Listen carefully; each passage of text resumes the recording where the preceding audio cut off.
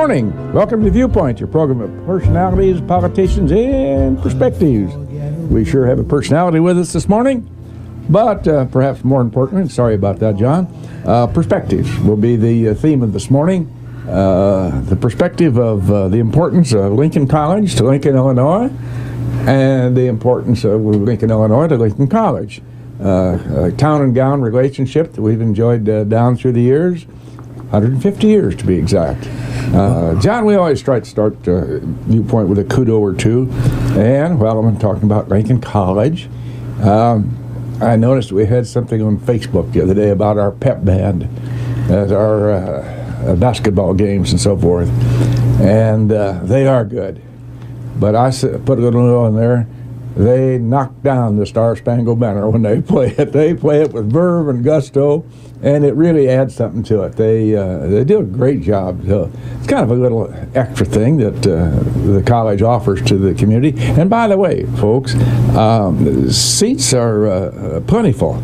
Unfortunately, they're too plentiful to our basketball games. I would urge you to come out and enjoy that wonderful arena and the Jack Nutt Arena, named for Al Pickering and Tom Zerkammer. The names are on the courts, and they've stayed humble ever since that happened. Almost. Wow. Not quite. I don't know about that part. Another kudo. I just happened to notice that the Blue Dog Restaurant, Jim, I don't know whether you saw that or not, they received an honor from the Enjoy Illinois Delicious Destination. That was the name of the award put out by the Illinois Tourism Bureau. I thought that was pretty neat. So our guest this morning is, with that recommendation, our guest this morning is Mr. John Blackburn, president of Lincoln College, and thank you for spending some time with us, John. Well, I'm really happy to. It's an honor to be here and a chance to talk about our upcoming Charter Day celebration this weekend. As you know, Bill, I think you were there when the college was founded in 1865. Yes, I'll tell you what, I had an awful time finding Bob Latham to send that note to Abe. Yeah. Bob was at the Gregor's OK Tavern there on North McLean, and I finally found him. Yeah. But, there's a lot of rich history that's happened in the last 150 years, and it's just an exciting milestone that I think for the college, and as you said so well, for the community, because the college belongs to the community in my mind. It wasn't founded by the community exactly, but it's certainly become sort of a key part of it, and we wouldn't be there if it wasn't for the community support that we get year after year, and it's just been a great marriage. Let's stop just a minute here, and we talk about wasn't founded exactly by Lincoln, but there's an affiliation with the Cumberland Presbyterian Church. Would you like to touch on that, John? Sure. In late 1864, the Cumberland Presbyterian churches from Iowa, Illinois, and Indiana formed a commission to locate a place to start a college, and that commission ended up coming to Lincoln. As wasn't the only place they came, but the day they came to Lincoln, from what I understand, they came up the hill there about where University Hall is today, and the sky kind of parted and the sun popped out, and they thought it was a message that it was the place for their college. And there's some interesting history there. Reverend James White, who I believe was the minister for the Cumberland Church there in Lincoln at the time, was real involved in getting the commission to take a look at Lincoln. And then I think a couple of people from Hartsburg, Emden are great-grandchildren of James White, Mrs. Clockengay and Leonard Kruzmark. And I think they're brother and names sister. Barely recognized up on Scully Prairie. Yeah. Clockengay and Cruz. Yeah, those are names you hear quite often. But so I hope they're at our ceremony this weekend. But anyway, the Cumberland Presbyterian Church was the founder. We're no longer directly affiliated with the church, but we wouldn't have the college had they not chosen the site and started the college where it is today. And I think the charter that we are celebrating this weekend was approved by the Illinois General Assembly on February 6th of 1865. And then a few days later, the college was dedicated on his birthday, his last birthday, to President Lincoln. Yeah, last living birthday. And then in the fall of that year, the cornerstone of University Hall, September 14th of that year was laid. I remember adjusting it. Yeah. I assumed you put it in there, Billy, so, yeah. Well, then to our affiliation with James Millikan University. Yeah. Can you kind of sort through that's a tangled web in whatever's left in my mind? You know, about the turn of the century, James Millikan University was looking for a charter. And as I understand it, they paid Lincoln University, is what we were chartered, yes, $50,000 to use the Lincoln College charter. And so we became affiliated, and at one time it was thought that they might combine the colleges. That never really happened. The Board of Trustees of each stayed separate, and they ran their colleges separately and just shared a charter. But that was true for about 50 years. And David Hartz, who was president for a long time at Lincoln College, really didn't particularly like that affiliation. Yeah. He thought we needed our own identity, and eventually he was a wise old guy. Yeah, he separated us back away from Millikan. It was, a great school, and but he felt that each school needed its own identity and not sharing a charter. As we all know, well, not everybody out there in the listening world understands that, Dave Hartz was the benefactor in many ways to Lincoln College, and thus we have named Hartz Hall after old Dave. He bought the Foley, Sanford, I'm trying to think, the old brick home on Tremont Street. Okay. Years back, as a magnificent thing in this time, and gave that to Lincoln College, and it was a girls' dorm. That was our first girls' dorm at Lincoln College. And by the way, just as a quick aside, I remember our first boys' dorm. Through the generosity of C.A. Bailoff, God sent to Lincoln College during some lean times, and a magnificent instructor.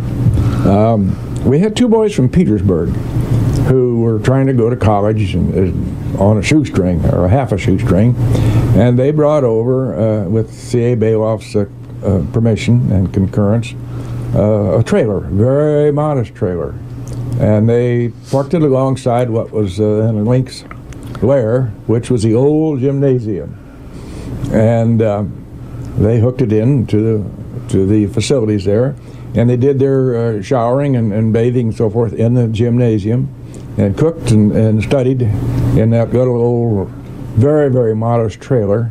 Wow. And I always laughingly say that was our first boys' dorm on campus. Wow. But the importance of this week, this is we have a lot going on this week, and for celebrating our Charter Day, 150 years. That's remarkable. So let's kind of run down this schedule, Mr. President, if we will, please, sir. Okay. Well, the activities really start Friday because that's the actual 150th anniversary is February 6th. And we're going to have a ribbon cutting, which we're working with the Chamber, who's been great to help us. The city is bringing a proclamation that the mayor will deliver, and we passed 6-1 or 6-0, I think. Yeah, good thing, huh? Yeah, we squeaked that by. And then Senator Brady couldn't be there either Friday or Sunday, but he is sending his assistant to present a certificate to the college. So it'll be a short ceremony about 12:30. We're thinking out in front of University Hall. Based if the weather's reasonable. If not, we'll probably go inside, but we would like to stay outside, and we'd really encourage the public to participate in all the weekend events, but starting with Friday. Our board will be in this weekend. We have committee meetings on Friday and board meetings Saturday, so a lot of our Board of Trustees will be coming in for this event, and we'd love to have anyone who would enjoy a short program at 12:30 on Friday to come to that. But then the Charter Day convocation is Sunday, Bill, at the Johnston Center, and at 2 o'clock. And that'll be a very, very nice event. We'll have one of our jazz combos will be playing prior to that, and we'll have a slideshow while people are being seated that will show pictures throughout the 150-year history, and I think you're in several of them. And then the earliest Darago types. But and then the program will be somewhat formal, but we'll have some fun with it. Dr. Wayne Temple is our guest speaker, and he's just a tremendously interesting man. A great Lincoln scholar and a historian, known throughout all the Lincoln world, and highly respected, has written many books. And Dr. Temple's going to make a presentation, and then following that and some other things that will happen during the program, he and Ron Keller are going to have sort of a dialogue, just a casual dialogue, and then we'll take questions from the audience if they have some for Dr. Temple. But I think people will find him interesting and entertaining, and it'll be a really fun time for everyone that shows up.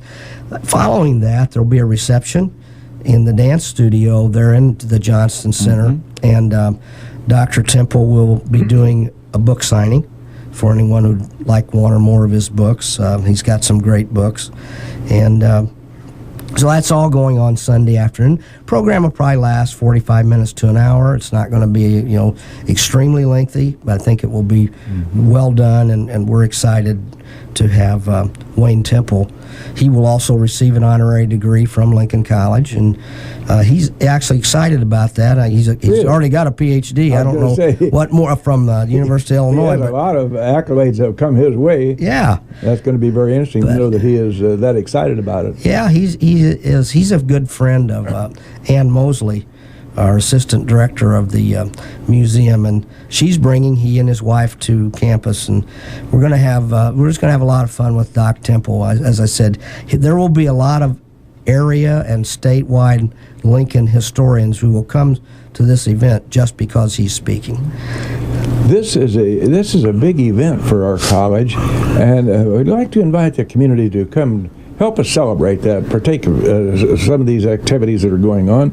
It won't take you very long. For instance, just showing up at the ribbon cutting ceremony this Friday, February the 6th, on the 12:30. Show up out there and throw a little crowd in advance to support our college and our college's administration. We're very pleased that John has been with us since he retired as CEO of Country Financial.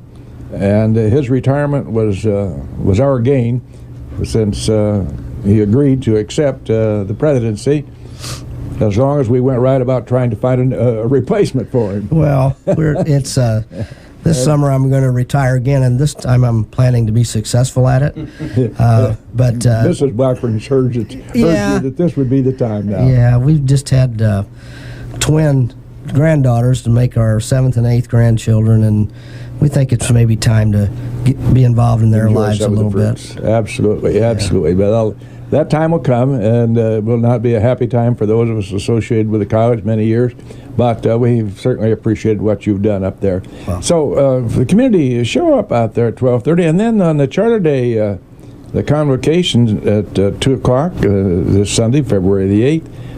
I've known Dr. Temple very, very likely, or slightly as the case may be. I find him a very interesting fellow.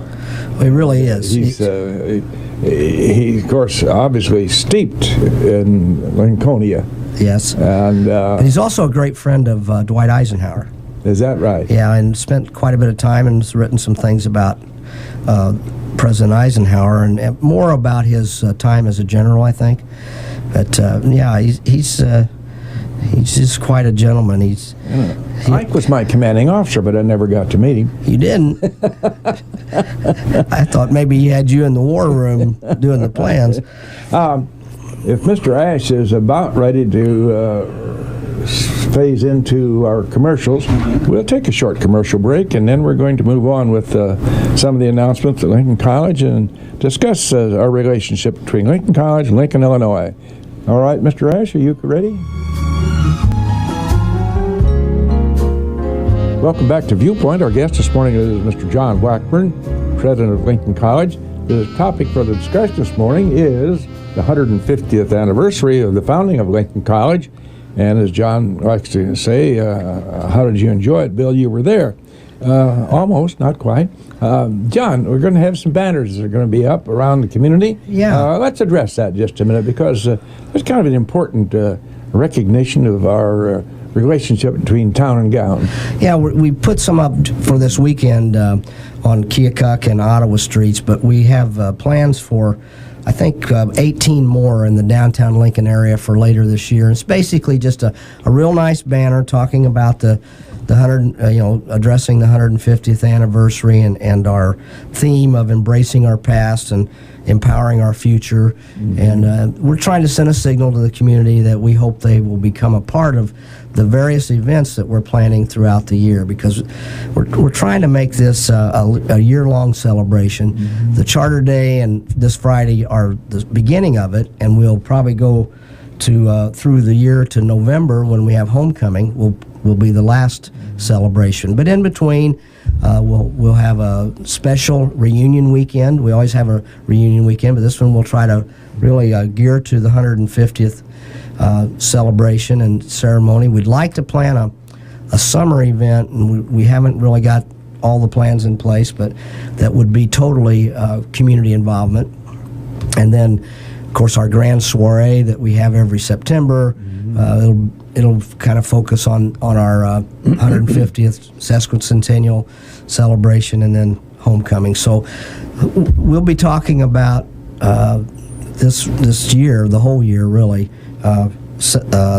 sharing our excitement about becoming 150 years old.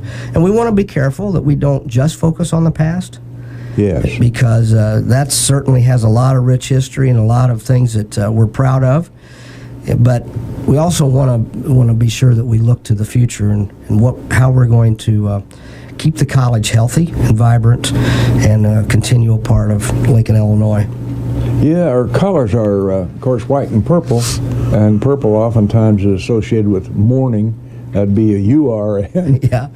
That's far from the case. Lincoln College, very vibrant existence up there on the hill. You know, Joe and Josephine Smith, Mr. and Mrs. Average, Lincolnian, go about their daily business. We all have our own axis to keep sharpening, and they may not be aware, other than the fact that it's a pretty campus, and by the way, it is always.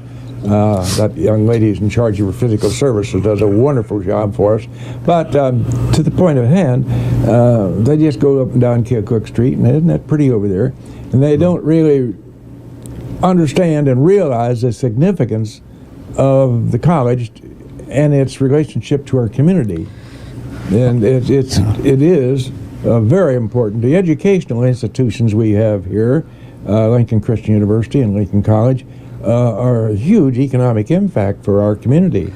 Yeah, they really are. And again, we wouldn't have those colleges without community support. But we did a study, gosh, Bill, it's been like close to 15 years ago, about economic impact. Mm-hmm. And I think at that time it was around $15 million annually was the economic impact of Lincoln College. Mm-hmm. And I'm sure Lincoln Christian is equally impactful. And so you're right. We take that for granted, but I think it's all about how many times people's incomes recycle in the community. Mm-hmm. And that's what makes it such a impactful thing. And there's other things. I mean, the fine arts, we sure hope people enjoy and come out for the various concerts and plays and theatrical performances. We love for the public to participate in those. Certainly our 18 athletic sports. Most of that, we get more attendance at basketball and volleyball and the indoor things, but we really have great baseball program, a terrific softball program. Swimming and diving is one of the few in the area for two-year schools particularly. And so there's a lot going on out there that probably the average person really doesn't think about. And I got to admit, for the first 20 years I lived in Lincoln, I knew there was a college there, and I thought it was a nice thing to have.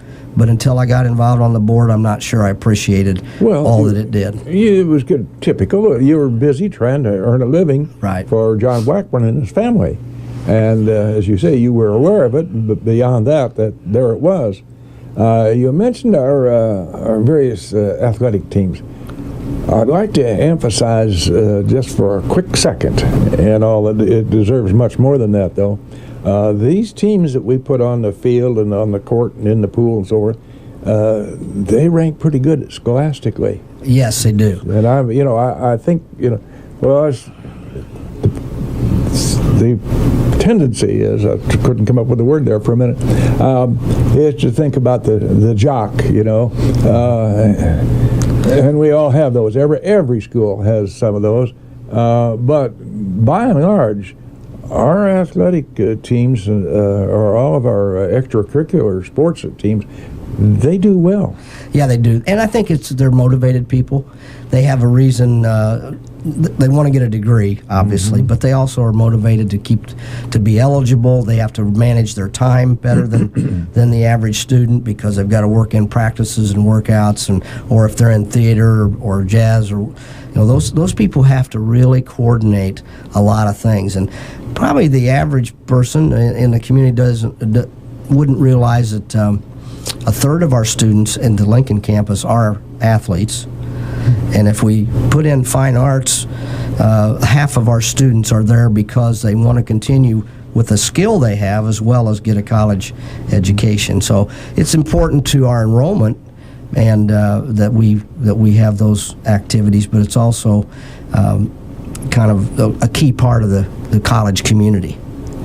Well, our kids, they do well in budgeting and managing their time. As you say, there's a lot of commitment. In the fine arts, for instance, if they're involved in plays or musical productions, it takes a lot of rehearsal time.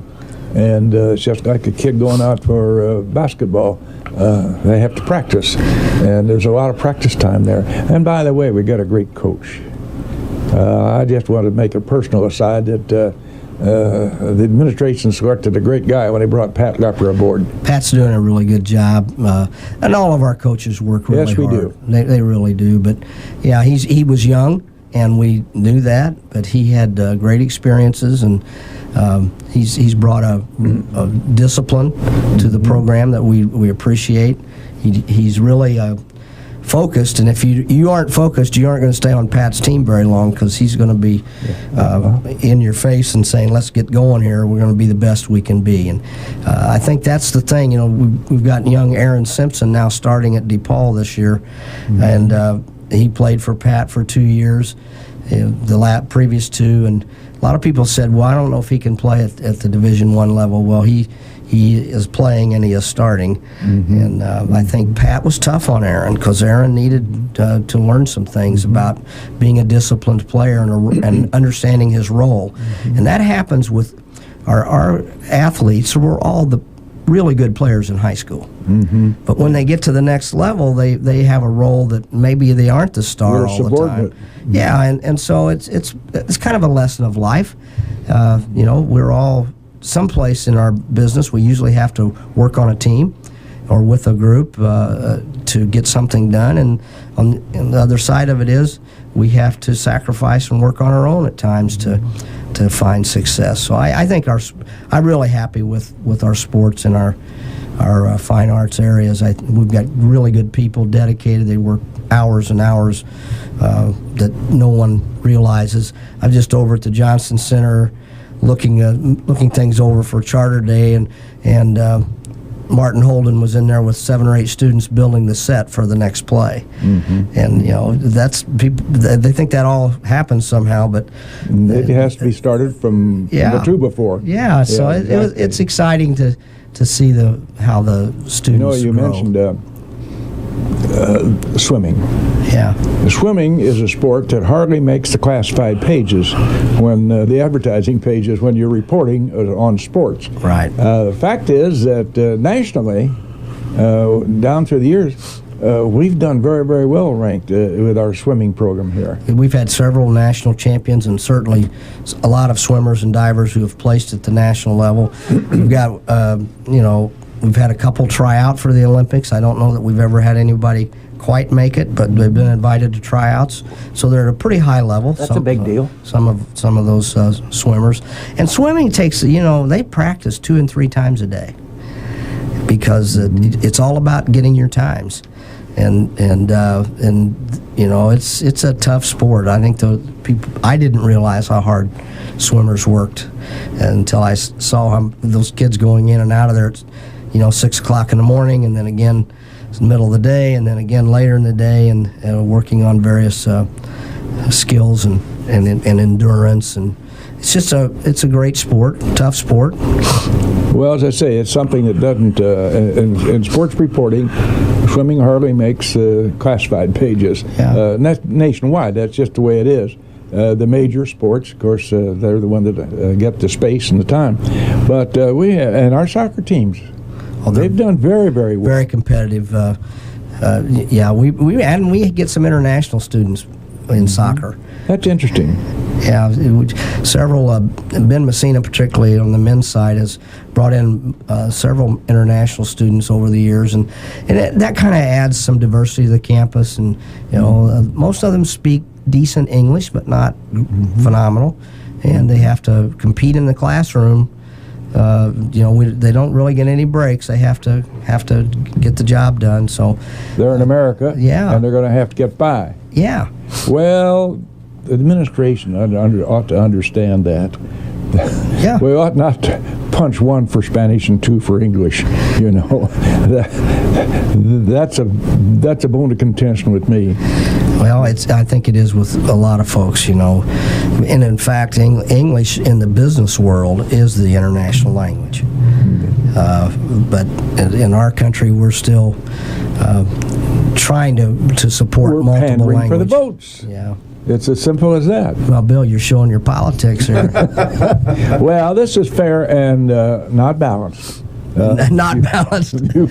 Fair and not balanced. Well, speaking of politics, and it's not the reason it's happening, but real excited to mention that Governor Rauner will be our commencement speaker this year. Mr. and Mrs. America, you're hearing it here for the first time. Yeah, and he has agreed to receive an honorary doctorate and make the commencement address at Lincoln College on May 9th at 2 o'clock. And, it'll probably bring some different, complexities because we'll have to have different kinds of security. And yes. We've usually had 2 commencements, one here at Lincoln and one for our normal campus, but we're going to combine it because we want those students to have an opportunity to hear the governor as well. This is the first, combining normal and Lincoln. Yeah, so we'll have 1 commencement exercise here at Lincoln, and we're very excited that the governor has accepted our invitation and did very quickly. And I think it'll be a non-political speech. It'll be more about success, and here's a guy who made a great life and was highly successful in business. And I reckon. And I'm sure he'll be talking about how you pick yourself up and achieve great things. And so I'm thinking he'll do a great job with our students, and we're excited that he's coming. Well, it's a coup for Lincoln College and the community of Lincoln to have our newly inaugurated governor up here for us, and it'll be an honor for him, I'm certain, to receive an honorary degree here. And I know that he's been in Lincoln 2 or 3 times. He's very cognizant of these smaller communities throughout his state of Illinois and how important they are. Right. So, again, Mr. Blackburn, Mr. Ash has pulled off a coup and being able to get Governor Bruce Rauner here with us on May the 9th. Yeah. So mark that with a big X on your calendar, folks. And we'd be happy to bring in some extra. I'll bring some camp chairs. Well, I am. That's a concern of how whether we can manage the crowd. But we've counted the chairs, and we think we can. We'll probably have to limit the students to about 4 tickets for family. But the other side of that is then we'll create a bank for those who aren't going to have family there, and we'll use that bank to give some extra tickets to those who need them, and we'll try to, if there are any availability, then we'll open it to other people. But I think that'll be a packed house. Well, I recall we've had other dignitaries here on campus before, and the security problem is always something to be worried about. But in today's times, unfortunately, it's even more finite, and there'll be a lot of demands made on us as a college community to get things shaped up and ready to accept the governor's presence here. Well, if you want that level of person, you're going to have to be flexible and work with them on protecting him and everyone else. My biggest worry is he's about 6'6", and I've got to put that hood over it, when he becomes an honorary doctorate. I'm going to get you a Coke box. Yeah, I'm or maybe a Pepsi box. He's going to have to. We have to be. He'll have to lean way over. That's right. Yeah, that is going to be nice. I didn't think about that, John. You and I are physically challenged in that way. Yeah. We're not short. We just didn't grow tall. That's all. That's exactly what happened. You mentioned our campus up in Normal. Would you like to touch on that just a minute and its importance to adults? Doing a tremendous job there as far as adults are concerned. It is serving a need in the Bloomington Normal area that no other institution was serving, and that is a place where the working adult with their busy lives and families could continue or complete a degree. And we've created a model there that's an interesting model. They come to class one night a week for 4 hours, and then the rest is online. So it's called a hybrid type of model, and in a 5-week period it can complete a 3-hour course. So it's intense, but what it has allowed people to do is go in and out of the program. If they're in a project at work, or they're maybe one of their kids is involved in a sport, they can actually go out of the program and come back in and eventually finish a degree. And we're really excited about that. It started with 17 students about 5 or 6 years ago. We have about 300 in it now. And we've moved in partnership with IVCC in LaSalle, Peru. We now have 28 students there. We're working with Lincoln Land to, and basically we're providing the 3rd and 4th year for that working adult who can't do it in a traditional manner. And so we're working very closely with Heartland. We're going to pilot something this fall with them that's going to be really exciting, to where we will offer that 3rd and 4th year capstone type degree to their students on their campus, but it'll be a Lincoln College degree. So we've got a lot of things we're trying to do to find where we can own something that no one else is doing, and I think that's an area that right now will allow us to grow without building bricks and mortar. And in today's world, that's pretty critical. That's vital. If you think of 150 years ago, we built University Hall, and that first class had 3 graduates, and now we're talking about multiple locations, graduates from Lincoln College, really in 4 or 5 places around central Illinois. And you just can't always keep it the same. You got to figure out what the needs of the community and what are the needs of the people, and then figure out where you can provide the best support. Jim, that speaks to the foresight of our administration, and we're not just an entity unto our own. We're reaching out to fellow educators, educational systems, working in concert with them for the benefit of the students that take advantage of educational opportunities. Particularly in today's times, a lot of adults fit in that category that they weren't able, for one reason or another, to complete their degree work. This offers opportunities unlimited for them. Yeah, it really does, and I think it's gives them a chance to finish their degree, and probably they wouldn't do it otherwise. That's what we're hearing from those adult students who are in that program, and then they tell their friends about it. And it is surprising, Bill, how many people, for whatever reason, and there's 1,000 of them, weren't able to finish a degree and want to. And often they get to a place wherever they're working where the next sort of opportunity for advancement and growth in their career path requires a degree. And so if they can't get that degree, they're limited. And I will tell you that those adult students in that ABE program are extremely motivated.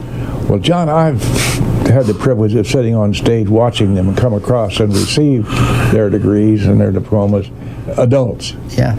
And you see a smile of great satisfaction on their. It's interesting to sit there and watch these faces as they come across that stage, and you think, boy, that's a great thing. Well, they've paid a big price. Yes. You know, because most of them, as I said, have busy lives. They have children, and they have all these things going on, and to fit in a course every 5 weeks, and often they need a couple years worth when they come to us. So they're taking 9 courses a year, counting summers, and then they don't get any break at work. They're still expected to do their job, and they still have demands at home. So it's a great opportunity. The future is today and tomorrow. Yeah. Do you have anything in particular on the planning boards as you leave the administration to hand over to the next president, whomever that shall be? Well, you know, I'm hoping that we will bring in a young man or woman, young in higher ed is maybe 40s and 50s, by the way, but somebody who has a longer runway than I do, or my predecessor, John Astroth, who I actually convinced to come to Lincoln College. We need someone who's got transformational ideas. I think it's an exciting time in higher ed, but it's a difficult time.